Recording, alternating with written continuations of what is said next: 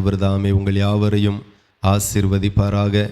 நீ விசுவாசித்தபடியே உனக்காக கடவுதென்று ஆண்டவர் சொல்லி இருக்கிறார். நீங்கள் என்ன விசுவாசிக்கிறீங்களோ அது இந்த ஜெபத்தில் நடந்துட்டு. எத்தனை பேர் அதை நம்புறீங்க? ஹல்லேலூயா. கர்த்தர் நல்லவர். தேவனுக்கு மகிமை உண்டாகட்டும். கர்த்தருடைய வார்த்தைக்கு நேராய் நாம் கடந்து செல்வோம். கர்த்தர் நம்மோடு கூட பேசுவாராக. மறுபடியுமாய் அதே ஆதியாகமம் 15:1 நாம் வாசிக்க கேட்போம்.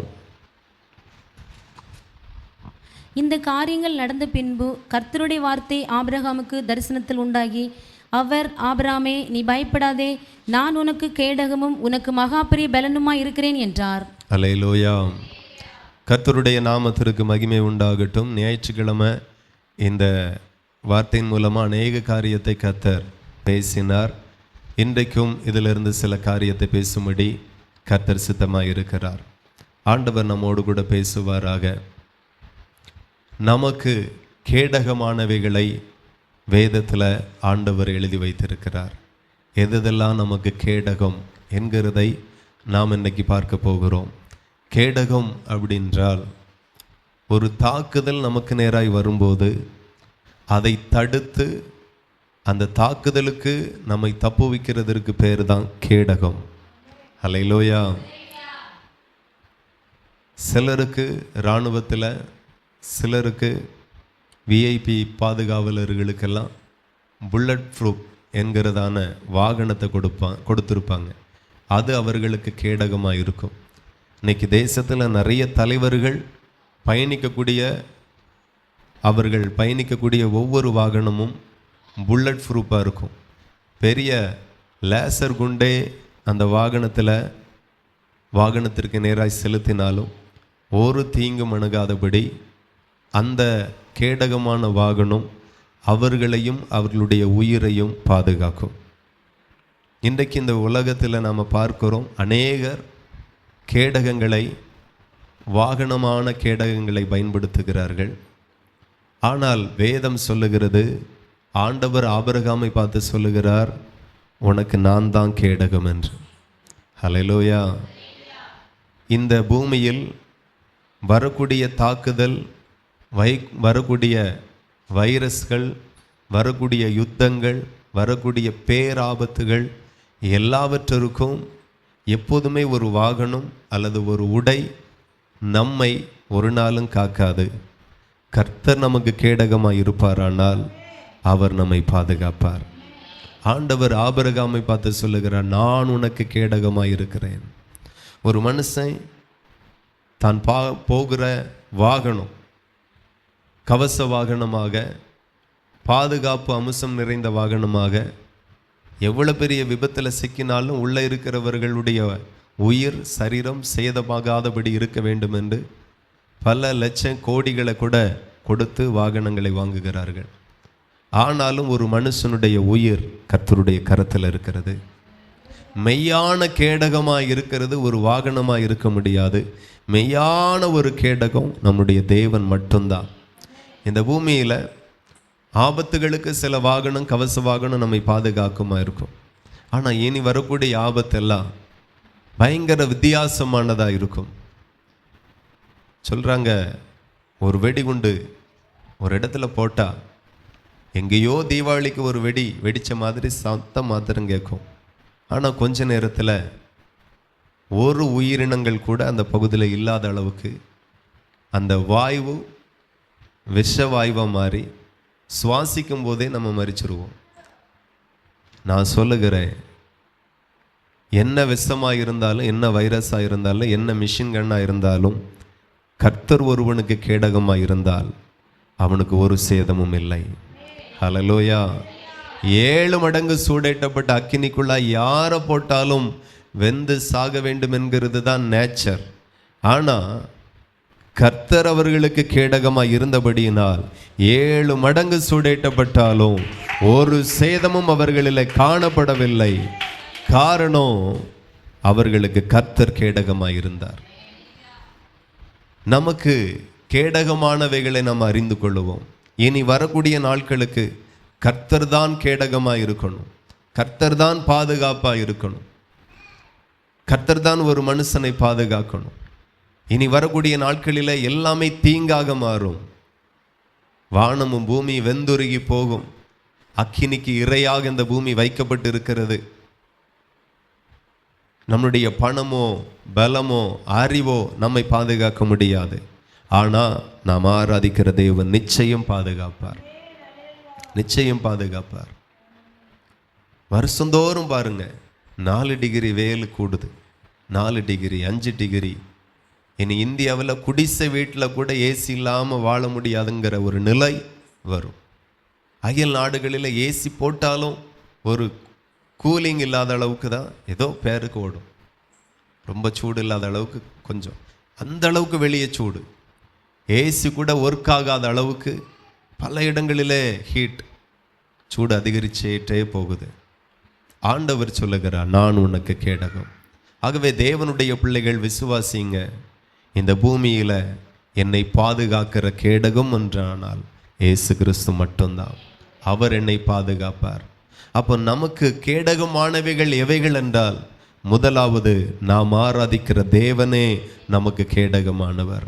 ஆபிரகாம் கடந்து போன எல்லா இடத்திலையும் தேவன் அவனுக்கு கேடகமாயிருந்தார். அவன் குடும்பத்திற்கு கேடகமாயிருந்தார். அவனுக்கு உண்டான எல்லாவற்றிற்கும் கேடகமாயிருந்தான். ஆகையினால் அவனுக்கு ஒரு சேதமும் வரவில்லை, ஒரு சேதமும் வரல. ஆகையினால கர்த்தரை கேடகமாய் கொண்டிருங்க. கர்த்தரை கேடகமாய் நினைத்து அவரை எப்போதுமே பின்பற்றுங்க, எப்போதுமே ஆராதிங்க, எப்போதுமே அவரை நோக்கி ஜெபம் பண்ணுங்க, எப்போதுமே அவரில் ரொம்ப அன்பாயிருங்க, ரொம்ப நேசமாயிருங்க, அவர் ரொம்ப நேசிங்க. ஆபிரகாம் ஆண்டவர் ரொம்ப நேசித்தான். வேதத்திலேயே தேவனுக்கு ஒரு சிநேகிதன் என்று ஒருவன் இருப்பானானால் அது ஆபிரகாம் மட்டும்தான். இந்த பூமியில் நமக்கு சிநேகமாக இருக்கிறவர்கள் கூட நமக்கு பயங்கரமான தீமை செய்வார்கள், துரோகம் செய்வார்கள். ஆனால் நம்முடைய சிநேகிதர் இயேசுவாய் இருப்பாரானால் எந்த இடத்திலையும் உங்களுக்கு துரோகம் விளைவிக்கவே மாட்டார். எந்த சூழ்நிலைகளிலேயும் உங்களை ஏமாற்ற மாட்டார், கைவிட மாட்டார். அவர் உங்களுக்கு கேடகமாகவே இருப்பார். ஆபிரகாம் நல்லா பழகினது மனுஷனிடத்தில் அல்ல, நல்லா பழகினது கர்த்தரிடத்தில். கர்த்தரும் ரொம்ப நல்லா பழகினார் அப்படின்னு ஆபிரகாம்கிட்ட. எப்போதுமே கர்த்தருக்கு ஆபிரகாம் வேற நம்ம வேறன்னு இல்லை. ஆபிரகாம் மேலே என்ன கிருபை வச்சாரோ அதே போல கிருபை தான் கர்த்தர் உங்க மேலே வச்சிருக்கிறார். ஆபிரகாமை எப்படி அழைத்தாரோ அப்படியே தான் கர்த்தர் உங்களையும் என்னையும் அழைத்திருக்கிறார். ஆபிரகாமை எப்படி தெரிந்தெடுத்தாரோ அப்படியே தான் உங்களையும் என்னையும் தெரிந்தெடுத்திருக்கிறார். ஆபிரகாம் வேற, நீங்க வேற, நான் வேற அப்படிங்கிறதெல்லாம் ஆண்டவருக்கு கிடையாது. அவர் எல்லாரையும் ஒரே மாதிரி நேசிக்கிறார். ஆனா நாம தான் ஆபிரகாமை மாதிரி கர்த்தரை நேசிக்கிறது இல்லை. ஆபிரகாமுக்கு கர்த்தரை நேசிக்கிறது கொஞ்சம் புரிஞ்சுக்கிட்டு எப்படி நேசிக்கணும், எப்படி பின்பற்றணும், அவருக்கு பிரியமா எப்படி நடக்கணும். பொதுவாக பார்த்தீங்கன்னா ஆண்களுடைய மைண்ட் செட்டு வேற, பெண்களுடைய மைண்ட் செட்டு வேற. ஆமாவா இல்லையா?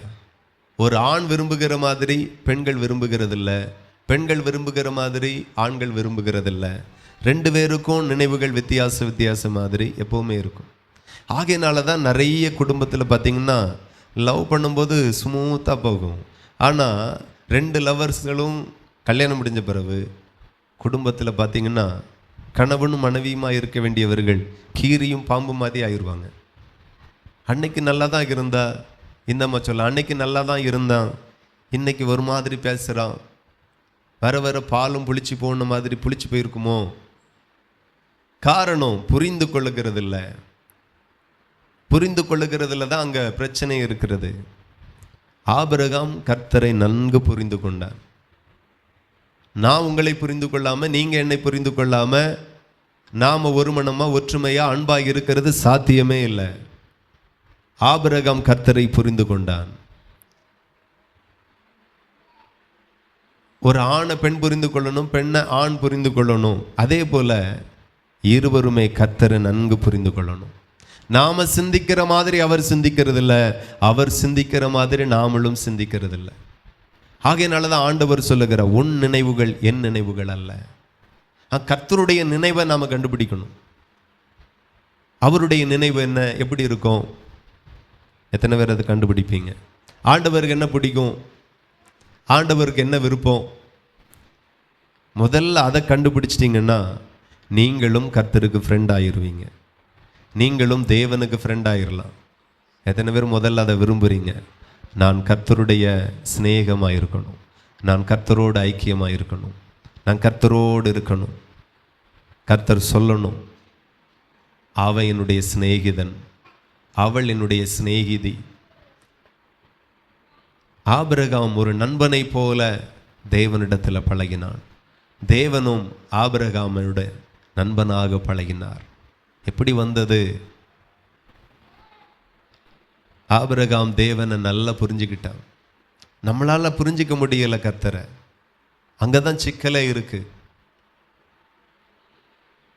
ஆபிரகாமை பார்த்து கர்த்தர் சொல்லுகிற, ஆபிரகாமை நான் உனக்கு கேடகமாய் இருக்கிறேன். ஆபிரகாம் எப்போதும் பார்த்தீங்கன்னா, நாம் எதாகிலும் செய்தால் கர்த்தரும் எதாகிலும் செய்வார். நாம் எதுவும் செய்யாட்டா கர்த்தர் எதுவும் செய்ய மாட்டார். இந்த ரகசியம் எத்தனை பேருக்கு தெரியும்? ஹல்லேலூயா.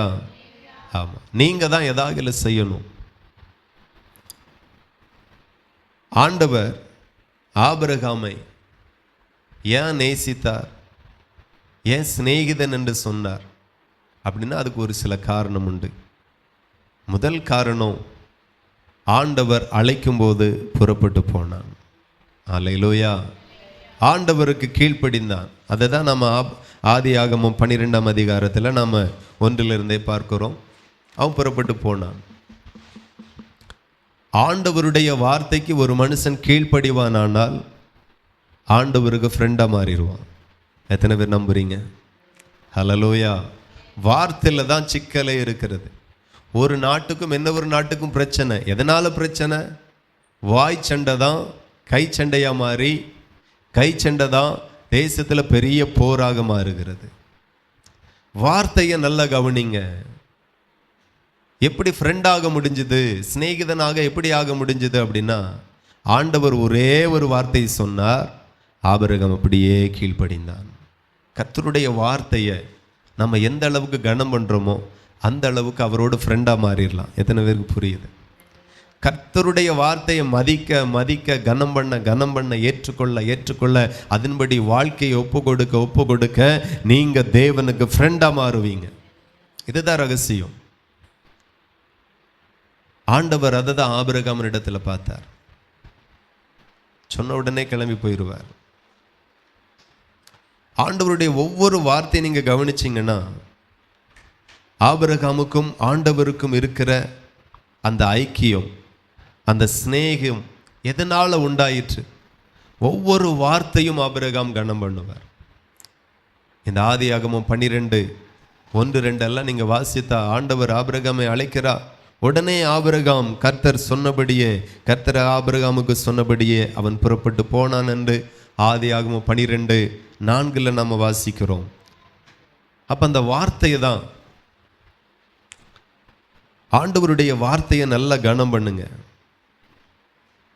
ஆண்டவருடைய வார்த்தையை நீங்கள் ரொம்ப நேசிங்க, அதுக்கு கீழ்ப்படிங்க. அது ரொம்ப முக்கியம். அது ரொம்ப முக்கியம்.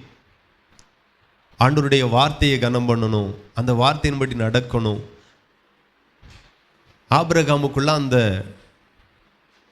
அனுபவம் ரொம்ப அதிகமாக இருந்தது.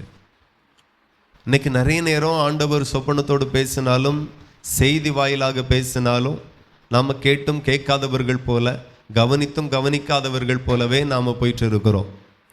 எப்போதுமே பார்த்தீங்கன்னா, பிரசங்க டைரி ஒன்று போடுங்க, நல்லது. என்ன ஒரு டைரி என்ன அப்படின்னா, ஆண்டவர் என்ன பேசினார், அது வாக்குத்தத்தமாக இருக்கட்டும், அது சத்தியமாக இருக்கட்டும், என்னோடு பேசின வார்த்தை, அதை நீங்கள் ரொம்ப கனம் பண்ணி எழுதி வச்சா ரொம்ப நல்லா இருக்கும். அல்லேலூயா. சும்மாவே நம்ம ரொம்ப மறதி. 4 பொருட்கள் வாங்கக்கு மகேந்திரபுரத்துலேருந்து ராதபுரம் வந்திருப்போம். 3 பொருள் வாங்கிட்டு 1 விட்டுட்டு போயிடுவோம். பழையபடி ஒரு பொருளுக்காக அங்கேருந்து வரணும். 4ல் 1 மறந்துடுது, 5ல் 2 மறந்துடுது. ஏன் இப்படி இருக்குன்னு தெரில. டெய்லி அரிசி எடுத்து ஒலை வைக்கிறோம், சோறு பொங்குறோம். எடுக்கச்சில தெரியாதானே நாளைக்கு அரிசி காணாது, இன்னைக்கு சொல்லணும் அப்படின்ட்டு கரெக்டாக காலையில் கடை திறக்கக்கு 9 மணி ஆகும். இங்கே சோறு பொங்கணும் 7 மணிக்கெல்லாம், அரிசி இல்லை, மறதி ரொம்ப மறந்து போகுது. நாம் திங்கிறதையே இவ்வளோ மறப்போமே, ஆனால் அவர் சொல்கிறத எப்படி நாம் மறக்காமல் வைப்போம்? மறந்துடும். ஒவ்வொரு வார்த்தைக்கும் உங்கள் வாழ்க்கையை அர்ப்பணிங்க. ஆண்டவரோடு ஃப்ரெண்ட் ஆகிடலாம். அல்லேலூயா. கர்த்தரோடு ஃப்ரெண்ட் ஆகிடலாம். நீங்கள் பார்த்தீங்கன்னா வாசிங்க, ஆதியாகமம் 15:6 வாசித்தீர்களானால், அவன் கர்த்தரை விசுவாசித்தான், அதை அவர் அவனுக்கு நீதியாக எண்ணினார். அல்லேலூயா. ஆபிரகாம்கிட்ட ஆண்டவர் என்ன பேசுகிறாரோ அது அப்படியே கீழ்ப்படுகிறவனாய் மாத்திரமல்ல, விசுவாசிக்கிறவனாக மாறுவான். ஆமென். என்ன சொன்னாலும் நீங்கள் விசுவாசிக்கணும். என்ன சொன்னாலும் விசுவாசிக்கணும். எப்போதுமே நம்ம கண்களுக்கு உலகம் வேற மாதிரி தான் காட்சி கொடுக்கும். ஆனால் கர்த்தர் நமக்கு சொன்னது தான் வாழ்க்கையில் நிறைவேறும். ஆபிரகாமோடு கூட சொல்லுகிறார், ஆபிரகாம் அதை நம்புகிறான். நம்ம சொல்லணும் தெரியுமா, பொய் சொன்னாலும் கொஞ்சம் பொருந்துற மாதிரி சொல்லணும் அப்படின்னு, அப்போ தான் கேட்குறவன் கேட்பான் அப்படின்ட்டு. இப்போ ஆண்டவர் சொல்லுகிற வார்த்தை மெய்யா இருந்தாலும் சூழ்நிலை பொய்யா இருக்கிறது. மனைவியினுடைய கர்ப்பம் செத்து போச்சு, ஆபிரகாமுடைய சரீரம் செத்து போச்சு. இப்போ ஆண்டவர் மறுபடியும் சொல்லுகிறார், இல்லை இல்லை, நிச்சயமா நான் உனக்கு சந்ததியை தருவேன், குழந்தை பாக்கியத்தை தருவேன், உன் மனைவி கர்ப்பவதியாகி ஒரு குமாரனை பெற்றெடுப்பாள் அப்படின்னு ஆண்டவர் சொல்றார்.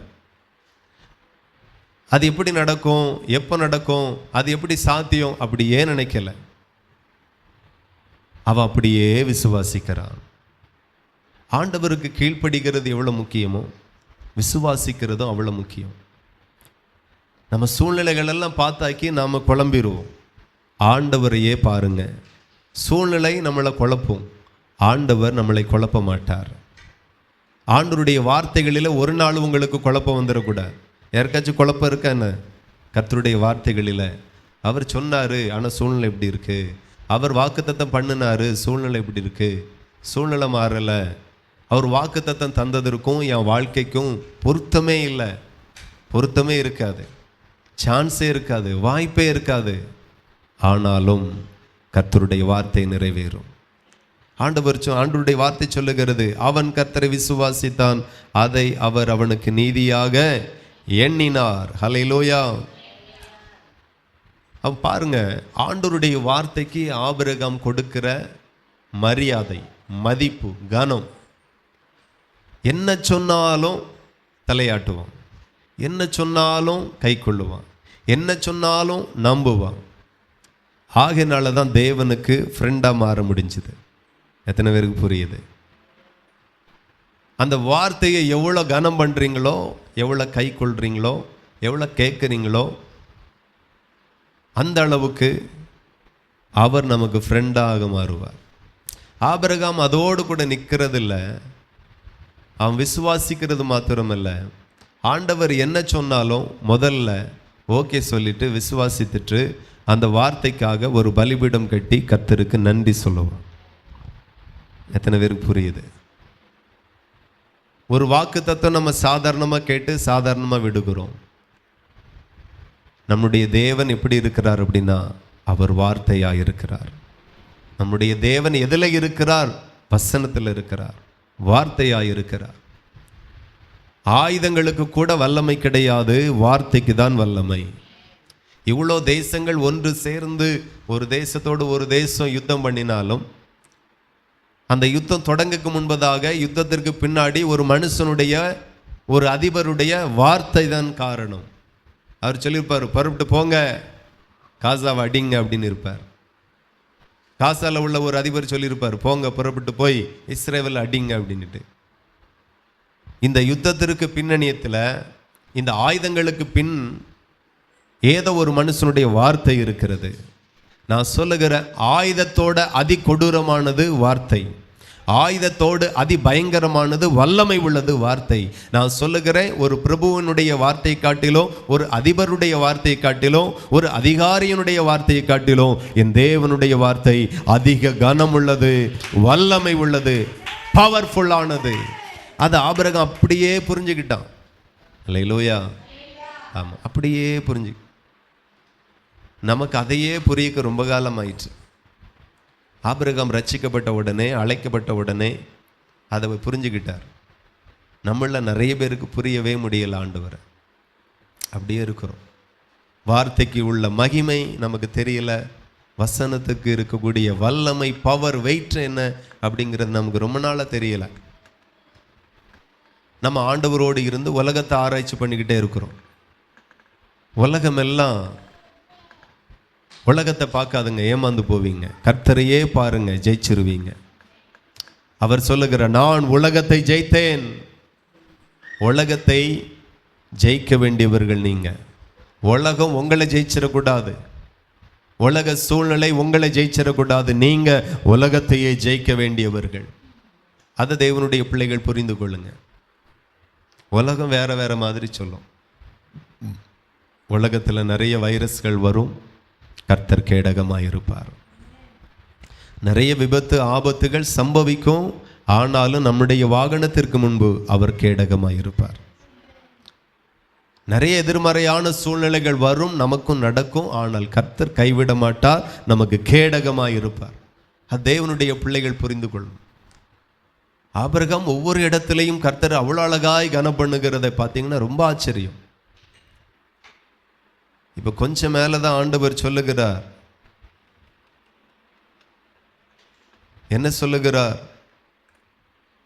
ஆதியாகமம் 15:4 வாசித்தால், அப்பொழுது கர்த்தருடைய வார்த்தை அவனுக்கு உண்டாகி, அவன் உனக்கு சுதந்திரவாளி அல்ல, உன் கர்ப்ப பிறப்பாய் இருப்பவனே உனக்கு சுதந்திரவாளியாக இருப்பான் என்று சொல்லி, அவர் அவனை வெளியே அழைத்து, நீ வானத்தை அண்ணாந்து பார், நட்சத்திரங்களை எண்ண உன்னாலே கூடுமானால் அவைகளை எண்ணு என்று சொல்லி, பின்பு அவனை நோக்கி, உன் சந்ததி இவ்வண்ணமாய் இருக்கும் என்றார்.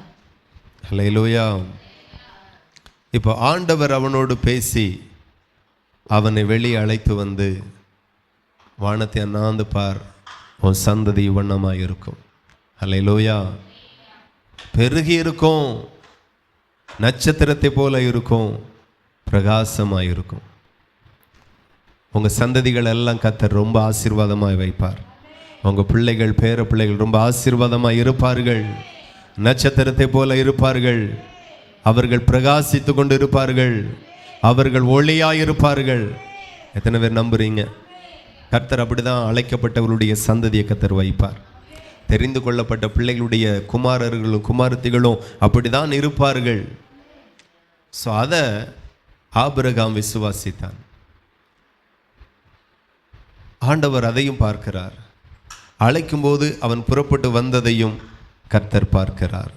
ஹல்லேலூயா. ஸோ ஆபிரகாமுக்கு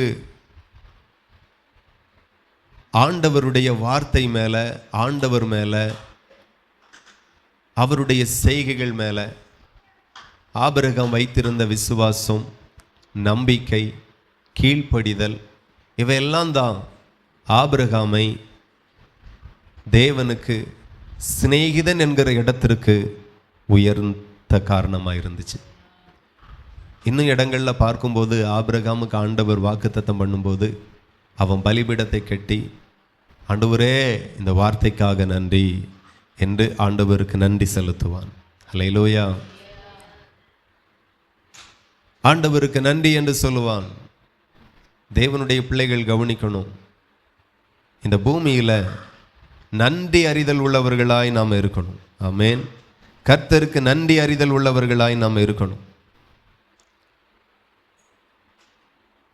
அதை நம்ம பார்க்கும்போது அந்த அனுபவம் நோவாவினுடைய காலத்திலையும் இருந்துச்சு. ஜலப்பிரளயத்தில் ஆண்டவர் நோவாவையும் அவனோடு கூட இருந்த யாவற்றையும் ஆண்டவர் பாதுகாத்தார். ஹல்லேலூயா. ஜலத்தில் அவர்கள் அழிந்து போகாதபடி கர்த்தர் ரட்சித்தார். ரொம்ப நாளுக்கு பிறகு பேழையில் இருந்து நோவா வெளியே வரான். வெளியே வரும்போது முதல் ஆண்டவருக்கு செய்தது கர்த்தர் அதை தான் பார்க்குறார். முதல்ல இவன் என்ன செய்கிறான்? அல்லேலூயா. காலையில் எந்திரிச்சு முதல்ல என்ன செய்கிறான்? வாங்குகிற சம்பளத்தை வாங்கி முதல்ல இவன் என்ன செய்கிறான்? ஞாயிற்றுக்கிழமை வேலையா எதற்கு ஆயத்தமாகிறான்? என் வார்த்தைக்கு முக்கியத்துவம் இருக்கா? என் வசனத்திற்கு மரியாதை இருக்கா? எப்போதுமே எல்லாரையும் கர்த்தர் ஒரே மாதிரி நேசிக்கிறார். ஆனால் எல்லாரும் கர்த்தர் ஒரே மாதிரி நேசிக்கிறது இல்லை. அங்கே தான் ஏற்றத்தாழ்வு ஆரம்பிக்கிறது. அங்கே தான் குறைவும் நிறைவும் ஆரம்பிக்கிறது. எல்லாரும் ஒரு தீர்மானம் பண்ணுங்க, இன்று முதல் எல்லாவற்றிலையும் என் தேவனை நான் கனம் பண்ணுவேன். அவர் எனக்கு கேடகமாக இருக்கிறார். எல்லாரும் ஒரே மாதிரி கர்த்தரை கனம் பண்ணுகிறது இல்லை. நோவாவினுடைய சம்பவத்தை எடுத்து வாசித்தீர்களானால்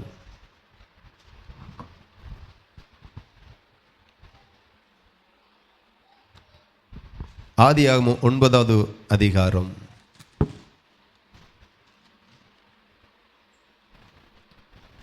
அதில் நோவா ஒரு பலிபீடத்தை கட்டி ஆண்டவருக்கு பலி செலுத்துவான்.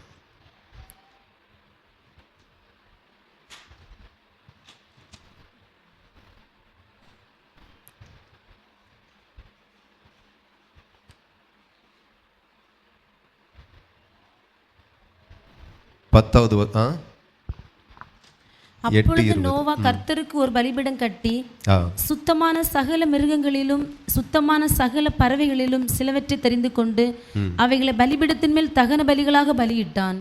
அல்லேலூயா. சுகந்த வாசனையை கர்த்தர் முகர்ந்தார். அப்பொழுது கர்த்தர், இனி நான் மனுஷ நிமித்தம் பூமியை சமிப்பதில்லை. அல்லேலூயா. நீங்க கவனிக்கணும், இந்த நோவா முதல் பேழைக்குள்ளாக இருந்து வெளியே வந்த உடனே அவன் போய் ஆண்டவருக்கு ஒரு பலியை செலுத்தினான். ஆமென். கர்த்தர் அவன் செலுத்தின பலியை சுகந்த வாசனையாய் முகர்ந்து கொண்டாராம். நம்முடைய வாழ்க்கையில் எல்லா இடத்திலையும் கர்த்தரை எப்படி பிரியப்படுத்தலாம், அந்த சிந்தை எப்போது நம்முடைய இருதயத்தில் இருப்பதாக. கர்த்தரை எப்படி பிரியப்படுத்தலாம், கர்த்தரை எப்படி சந்தோஷப்படுத்தலாம், அந்த ஒரு தாகம், அந்த ஒரு உணர்வு நமக்குள்ள இருந்தாலே நான் சொல்லுகிறேன், ஆபிரகாமிலும் நீங்கள் அதிகமாக ஆசீர்வதிக்கப்படுவீர்கள். சாலமோனை ஏன் ஆண்டவர் அவ்வளோ ஆசீர்வதித்தார் அப்படின்னா, ஆண்டவருடைய உணர்வுகளை புரிந்து கொண்டு அவன் வாழ்ந்தான். ஆண்டவர் உனக்கு என்ன வேணும்னு கேட்கும்போது, ஆண்டவர் என்னை எதற்காக அழைத்தார், எதற்காக தெரிந்து கொண்டார் என்கிறதை அவன் நல்லா புரிந்து வைத்திருந்தான். இன்னைக்கு அழைக்கப்பட்டவர்களுக்கு ஏன் ஆண்டவர் அழைத்தார், ஏன் ஆண்டவர் தெரிந்து கொண்டார் என்கிறதே நமக்கு ரொம்ப வருஷமா தெரியாமல் இருந்துச்சு. உண்மைதானா போய் சொல்றேனா? ரொம்ப நாளாக நமக்கு தெரியாது ஆண்டவர் ஏன் அழைத்தார், ஏன் தெரிந்து கொண்டார், ஏன் அபிஷேகித்தார் என்று ரொம்ப காலம் தெரியாது நமக்கு. அப்படியே வாழ்ந்துட்டோம் ரொம்ப வருஷமா. ஆனால் சாலமோனுக்கு சீக்கிரமாக தெரிஞ்சிச்சு எதற்காக நாம் ராஜாவா ஆனோம். தாவீதுக்கு குமாரனாய் பிறந்ததுனால ராஜாவா ஆகலை. தாவீதினுடைய தேவனுக்கு ஒரு ராஜா தேவைப்பட்டது. அவருடைய கண்களில் எனக்கு கிருபை கிடைத்தது, ஆகையினால நான் ராஜாவானேன். ராஜாவான பிறகு அந்த ராஜ்யத்தின் பதவி, அந்த ராஜ்யம், அந்த பதவி ஏதோ கொள்ளையாடின பொருளாக தனக்கு கிடைச்சதாக எண்ணாமல், இவ்வளவு பெரிய தேசத்தை, இவ்வளவு பெரிய மேன்மையை, பதவியை ஆண்டவர் என்ன நம்பி கொடுத்திருக்கிறார், அதை குறித்தே ரொம்ப நாள் சிந்திக்க ஆரம்பிச்சான். அல்லேலூயா. ஆகையினால தான் தூக்கத்தில் வந்து கேட்கிறார். அவன் தூங்கிட்டு தான் இருந்தான். நான் திடீர்னு நல்லா நீங்கள் தூங்கிட்டு இருக்கும்போது நைட்டு ஒரு 1:30 மணிக்கு உங்களுக்கு ஃபோன் பண்ணி நான் பாஸ்டர் பேசுகிறேன் அப்படின்னு சொன்னால் கூட கொஞ்ச நேரம் உங்களுக்கு மண்டையில் உணராது. யார், எந்த பாஸ்டர், ஆனால் தூக்கத்தில் கூட ஆண்டவர் தட்டி, சாலமோனே உனக்கு என்ன வேணும் அப்படின்னு கேட்குறார். டக்குன்னு சொல்கிறேன் வாய் திறந்து, என்னை நம்பி நீங்கள் தந்திருக்கிற திரளான ஜனங்களை நடத்தக்க எனக்கு ஞானம் வேணும். ஆண்டவருக்கு அவ்வளோ சந்தோஷம். நீங்கள் எதையோ கேட்குறீங்க, உங்கள் அழைப்பில் நின்று கேளுங்க. அழைக்கப்பட்ட அழைப்புக்கு தேவையானதை கேளுங்க. ஒரு ஊழியக்காரனா அழைக்கப்பட்டவன் ஆண்டவரிடத்தில் என்னதான் கேட்கணும்? ஆத்துமாக்களை கேட்கணும், கிருபை வரங்களை கேட்கணும். ஒரு விசுவாசிகள் என்ன கேட்கணும்? சபை குறித்து பாரப்படுகிறவர்கள், தரிசனத்தை பெற்றவர்களுக்கு என்ன கேட்கணும்? ரட்சிக்கப்பட்ட நாம என்ன கேட்கணும்? அவர் என்ன விரும்புகிறாரோ அதை சரியா புரிந்து கொண்டு நாமளும் அதையே விரும்புவோமே. ஆனால் சாலமோனை ஆசீர்வதித்த தேவன் உங்களையும் ஆசீர்வதிப்பார். சாலமோனுடைய நாட்களில் வெள்ளி ஒரு பொருட்டாகவே எண்ணப்படலை. அவ்வளவும் தங்கம்தான். வெள்ளியை மதிக்கிறதே இல்லை. நமக்கு இப்போ இருக்கிற நிலைமையில இத்து போன இரும்பு கிடைச்சா கூட போதும். யாராகிலும் ஒரு 2000 கிலோ தந்தால் சந்தோஷம், விற்று எதையாகிலும் பண்ணிடுவோம் அப்படிங்கிற மாதிரி. ஆனால் சாலமோனுடைய நாட்களில் வெள்ளி ஒரு பொருட்டாகவே எண்ணலை. அவ்வளோ ஐஸ்வர்யத்தை கர்த்தர் கொடுத்திருந்தார். அவ்வளோ பொன்னை ஆண்டவர் கொடுத்திருந்தார், தங்கத்தை ஆண்டவர் கொடுத்திருந்தார். அதனால பெரும்பாலும் எந்த வேலைக்குனாலும் வெள்ளியை அவன் தொடுறதில்லை, எல்லாமே தங்கம் தான்.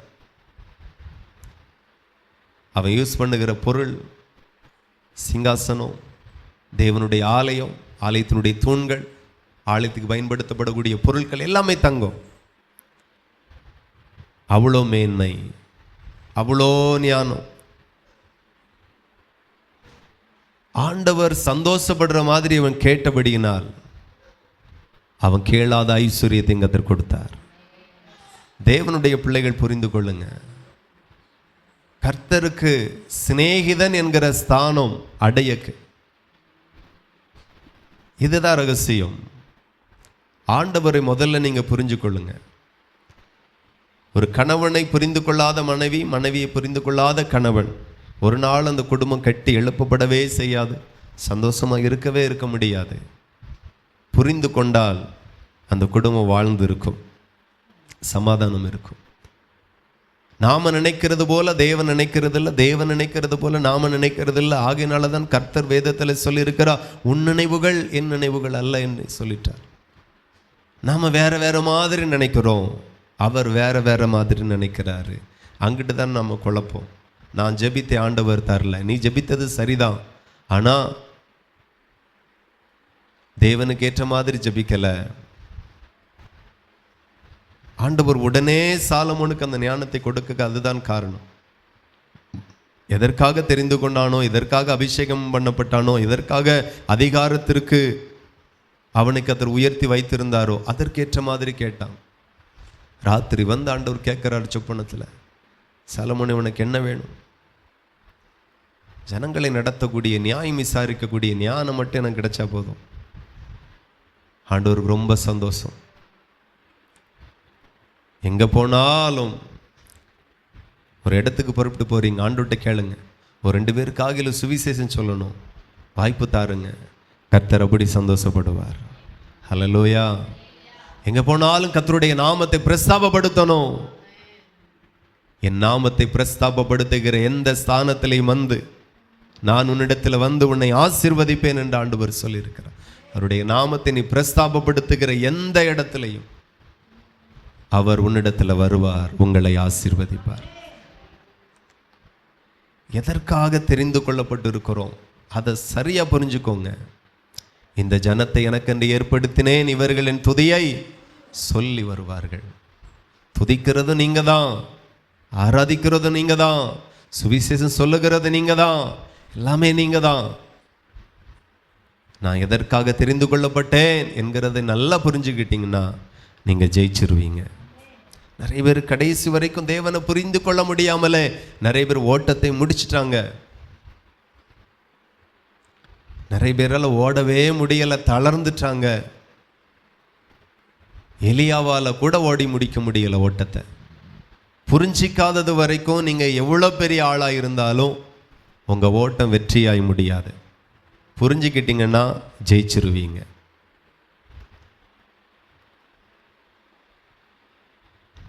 இருதயத்தை புரிந்து கொள்ளுங்கள்.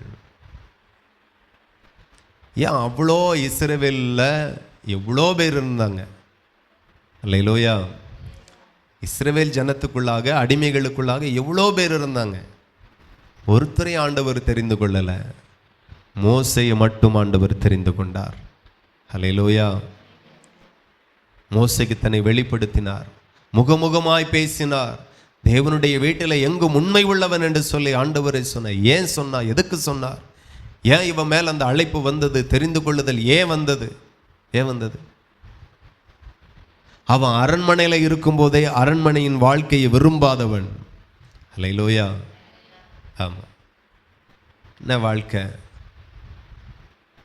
நம்மளெல்லாம் கொஞ்சம் ஆண்டவர் ஆசீர்வதிச்சார்னா உபவாச ஜெபத்தை மறந்துடும்.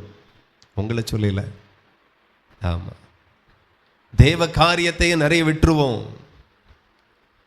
அவர் ராஜ வாழ்க்கை வாழ்ந்து கொண்டு இருக்கிறான். அரண்மனையில் இருக்கிறான். அரண்மனை சாப்பாடு.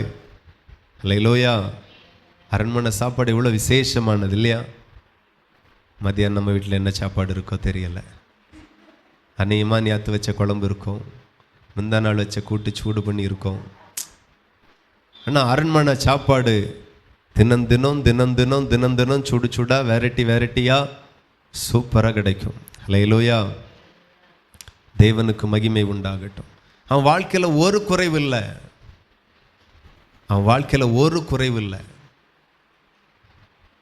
அரண்மனை வாழ்க்கையை வாழ்ந்தமா போனமானி போவோமே, அப்படியே வாழ்ந்துட்டு போக வேண்டியதானே. எதுக்கு? இஸ்ரவேல் மேலே அவனுக்கு ஒரு பாரம் வரணும். இஸ்ரவேல் ஜனத்தின் மேலே ஒரு பாரம் ஏன் அவனுக்கு வரணும்? அல்லேலூயா. தேவனுக்கு மகிமை உண்டாகட்டும். தேவனுடைய பிள்ளைகள் கவனிக்கணும். வாசிங்க எபிரியர் 11ஆம் அதிகாரம் 24 வாசித்தால், நான் வாசிக்கிறேன். எபிரியர் 11 308வது பக்கம், வேதத்தின் 308வது பக்கம், அதில் 24வது வசனம். விசுவாசத்தினாலே மோசே தான் பெரியவனான போது பார்வோனுடைய குமாரத்தியின் மகன் எனப்படுவதை வெறுத்தான். அல்லேலூயா. பெரியவன் ஆக ஆக அவனுக்கு தேவனை குறித்த அறிவு வர அவன் உலக வாழ்க்கை வெறுக்கிறான். பார்வோனின் குமாரத்தின் மகன் எனப்படுகிறதை வெறுக்கிறான். தான் குடும்பம் ஒரு ராஜ குடும்பம், அதையே வெறுக்கிறான். அல்லேலூயா. சும்மா ஆண்டவர் மோசையை தீர்க்கதரிசியாக தெரிந்தெடுக்கல, மோசையை ஒரு இரட்சகனாக தெரிந்தெடுக்கல, கிட்டத்தட்ட 30-40 லட்சம் ஜனங்களுக்கு தலைவனாக அவனை சும்மா தெரிந்தெடுக்கல. அவனுக்குள்ள ஒரு விசேஷம் இருந்துச்சு. அல்லேலூயா. அவன் பெரியவன் ஆக ஆக பார்வோனின் குமாரத்தின் மகன் எனப்படுவதை வெறுக்கிறான். அவன் சிந்த முழுக்க நாம் அடுத்த ராஜாவா வந்துடணும் அதை நோக்கி இருக்கல. அவன் சிந்த முழுக்க ஐயோ என் சகோதரர்கள் இந்த தேசத்தில் அடிமைகளாய் இருக்கிறார்களே, இந்த பார்வோனுடைய ஜனம் வேலைக்காரர்கள் கொடூரமாய் நடத்துகிறார்களே. தேவனுடைய ஜனத்திற்காக அவனுடைய இருதயம் ஏங்கி கொண்டிருந்தது. எத்தனை பேருக்கு புரியுது? அவனுடைய இருதயம் ஏங்கி கொண்டிருந்தது தேவனுடைய ஜனத்திற்காக, தேவனுடைய பிள்ளைகளுக்காக. அதை கர்த்தர் பார்த்தார். உன் இருதயம் எதற்காக ஏங்குகிறது? என் குடும்பம், என் பிள்ளை, ஆமென், எனக்கு வீடு கட்டணும், என் பிள்ளையை படிக்க வைக்கணும், என் பிள்ளையை கல்யாணம் முடிச்சு கொடுக்கணும், என் குடும்பத்திற்கு கடன் அடைக்கணும். உன் ஏக்கம், உன் கண்ணீர், உன் ஜெபம் எல்லாமே உங்களை குறித்து, உங்கள் தேவையை குறித்து. ஆனால் அவனுடைய ஏக்கம், அவனுடைய வாஞ்சை, அவனுடைய தாகம் எல்லாம் கர்த்தருடைய பிள்ளைகளுக்கு குறித்தே இருந்தது. என் சகோதரர்கள், ஏன் தேவனுடைய ஜனம் கஷ்டப்படுகிறாங்க, அடிமையாக இருக்கிறாங்க. அவனுக்கு அந்த வாழ்க்கை, அவனுக்கு நல்ல வாழ்க்கை வாழ்ந்து கொண்டே இருக்கிறான். அதையே சீ என்று சொல்லி வெறுத்தான். உலகம் என்ன மேன்மை கொடுத்தாலும் அது நமக்கு தேவையில்லை. உலகத்தை படைக்கிற தேவன், படைத்த தேவன் என்ன மேன்மை கொடுக்கிறாரோ அதுதான் நமக்கு மேன்மை. எத்தனை பேருக்கு புரியுது? உலகம் நமக்கு ஒரு பதவியை கொடுக்கலாம், ஒரு பட்டத்தை கொடுக்கலாம். நான் சொல்லுகிறேன், அதிலேயும் மேலானது தான் நீங்கள் பெற்ற அழைப்பு. கரங்களை தட்டி உங்களை கர்த்தர் தெரிந்து கொண்ட அந்த தெரிந்து கொள்ளுதல், அந்த அழைப்பு, அந்த அபிஷேகம், அந்த ரட்சிப்பு, உலகம் கொடுக்கிறவைகள் எல்லாம் இதற்கு முன்பதாக இதற்கு ஈடு கொடுக்கவே முடியாது. அவ்வளோ மேன்மையானதை கர்த்தர் நமக்கு கொடுத்திருக்கிறார். மோசே அதெல்லாம் வெறுக்கிறான். என்ன அரண்மனை வாழ்க்கை, அதே வெறுக்கிறான். நீங்க கவனித்தீர்களானால் 25 வாசித்தால், அநித்தியமான பாவ சந்தோஷங்களை அனுபவிப்பதை பார்க்கிலும் தேவனுடைய ஜனங்களோட துன்பத்தை அனுபவிப்பதையே தெரிந்து கொண்டான். இனி வரும் பலன் மேல் நோக்கமாயிருந்து எகிப்தில் உள்ள பொக்கிஷங்களிலும் கிறிஸ்துவின் நிமித்தம் வரும் நிந்தையை அதிக பாக்கியம் என்று எண்ணினான். ஹல்லேலூயா. ஆமா, அங்க அவனுக்கு ஒரு குறை இல்லை, ராஜ மரியாதை இருக்கு, எல்லாரும் கனம் பண்ணுவாங்க. பார்வனுடைய குமாரத்தின் மகன் வாரான் அப்படின்னாலே பயப்படுவாங்க. ஒரு அதிகாரம் இருந்துச்சு, ஒரு மேன்மை இருந்துச்சு. ஆனா மோசே அதை குப்பையா எண்ணினான். தேவ நிமித்தமாய் வரக்கூடிய மேன்மையானாலும் நிந்தையானாலும் அதுதான் நமக்கு மிகப்பெரிய பாக்கியம். அல்லேலூயா. அழைக்கப்பட்ட உங்களை யாராகிலும் நிந்திக்கிறார்களா? சந்தோஷப்படுங்க. அழைப்பு நிமித்தம் கேவலமாய் பேசுகிறாங்களா? சந்தோஷப்படுங்க. கிறிஸ்துவின் நிமித்தமாய் வருகிற உபத்திரமாய் சந்தோஷப்படுங்க. எத்தனை பேரால முடியும்? ஆண்டவர் சும்மா போய் மோசை மாத்திரம் சமீபித்து வரலான்னு சொல்லல, வேற ஒருத்தனும் வரக்கூடாது. ஆனா மோசை மாத்திரம் சமீபமா வரலாம். அதுக்கு ஒரு காரணம் இருந்துச்சு. ஆனா இன்னைக்கு எல்லாரும் சமீபமாய் போலமல்ல, எல்லாருக்குள்ளாகவும் அவர் சமீபமா வந்துட்டார். புதிய ஏற்பாட்டு காலம், கிருபையின் காலம். இன்னைக்கு நம்ம எல்லாருக்குள்ளாக கர்த்தர் வந்துட்டார். ஆனா எல்லாராலையும் பிரகாசிக்க முடியல. காரணம் இதுதான், நாம இன்னும் நிறைய உலக காரியங்களை வெறுக்கல. உலகம் எல்லாம் உள்ள இருக்குது. உலக மேன்மைகளை விரும்புகிறோம், ஐஸ்வர்யத்தை விரும்புகிறோம், அலங்கரிப்பை எல்லாம் விரும்புகிறோம். நம்மளால வெறுக்க முடியல. நாம வெறுக்க வேண்டியது கொஞ்சம்தான். மோசே வெறுக்க வேண்டியது அதிகமாக இருந்துச்சு. அதை கூட அவன் வெறுத்து கர்த்தருக்காக வந்தான். கடைசியா அவங்க கர்த்தர் நிமித்தமாய் வைராக்கியம் அடைந்து ஒரு கொலை பண்ணுகிறான். அது வெளிப்பட்ட பிறகு அவன் அந்த தேசத்தை விட்டே ஓடுகிறான். ஆண்டவருக்காக வைராக்கியம் பாராட்டினான். 40 வருஷம் வனாந்தரத்தில் ஆடு மேய்க்கிறவனாகவே வாழ வேண்டிய நிலைமைக்கு தள்ளப்பட்டான். கர்த்தருக்காய் ஓட ஓட நீ தள்ளப்படுகிறாயோ, கர்த்தருக்காக முன்னேற நீ விழுந்து போகிறாயோ, கஷ்டப்படுகிறாயோ, கண்ணீர் வடிக்கிறாயோ, கஷ்டங்கள் தான் அதிகமாகுதோ. ஆண்டவர் கேளாதவர் போல இருக்கிறாரோ, காணாதவர் போல இருக்கிறாரோ, உனக்கு மறைந்து இருக்கிறாரோ? ஒண்ணுமே யோசிக்காத. நீ ஓடுகிற ஓட்டம் சரிதான், நீ போய்கொண்டு இருக்கிற பாதை சரிதான், நீ அதை நோக்கியே ஓடிக்கொண்டு இரு. ஒரு நாள் உன்னை தேடி கர்த்தர் வருவார். ஒரு நாள் மோசேயை கர்த்தர் வனாந்தரத்தில் முட்செடி நடுவில் ஆண்டவர் சந்தித்தார். அல்லேலூயா. எந்த தேசத்திற்கு பயந்து ஓடினானோ அதே தேசத்திற்கு தேவ மனுஷனாய் கர்த்தர் கொண்டு போய் நிறுத்தினார். ஆண்டவர் சும்மா பழக மாட்டார். நீங்க என்ன செஞ்சீங்க? நீங்க என்ன செய்றீங்க ஆண்டவருக்காக? என்ன பேசுறீங்க ஆண்டவருக்காக? எப்படி நடக்கிறீங்க ஆண்டவருக்காக? அதெல்லாம் பார்ப்பார். சில நேரம் பார்த்தீங்கன்னா எவ்வளோ ஜெபம் பண்ணுறோம், எவ்வளோ காணிக்க கொடுக்குறோம், எவ்வளோ ஊழியம் செய்கிறோம், கண்டுக்கவே மாட்டேங்கிறாரு அப்படிங்கிற மாதிரி இருக்கும். அப்படி அமைதியாக இருப்பார். ஒரு நாள் கர்த்தர் வருவார். உன் கையில் இருக்கிற சாதாரண கோலை அவருடைய விரலாக கர்த்தர் மாற்றுவார். ஹல்லேலூயா. சாதாரண மனுஷனாய் இருக்கிற உன்னை, சமுதாயத்தில் உலகம் உன்னை குற்றவாளி என்று சொல்லி நினைத்த உன்னை அவர்கள் நடுவில் பார்வோனுக்கு ஆண்டவன் ஆக்கினேன் என்று ஆண்டவர் மோசேயை பார்த்தல்லவா சொல்லுகிறார். அல்லேலூயா. ஆண்டவர் என்றைக்கும் தன்னுடைய ஸ்தானத்தை யாருக்கும் கொடுத்ததை கிடையாது. முதல் ஆண்டவர் மோசேக்காக சொல்லுகிறார், பார், நான் உன்னை பார்வோனுக்கு ஆண்டவன் ஆக்கினேன், தேவன் ஆக்கினேன். அவன் எதுவும் வேண்டுதல் வைக்கணும், ஒன்றை தான் வரணும், நீ தான் அவனுக்கு வேண்டுதல் செய்யணும். எதிர்பாராத மகிமையும் கனத்தையும் கத்தர் கொடுத்தார். எதனால? ஆண்டவர் நேசிங்க, கீழ்ப்படிங்க, அழைப்பில் நீங்கள் வாழுங்க, அழைப்பில் நீங்கள் ஓடுங்க, உங்களை தெரிந்து கொண்ட அந்த தெரிந்து கொள்ளுதலில் நிலை நில்லுங்க. ஆண்டவருக்குள்ளா இருந்துட்டு இன்னும் உலகத்தையே பார்த்து ஏங்கிட்டு இருக்காதுங்க. நீங்கள் வரும்போது என் தேசம் ஆயத்தமாகணும்.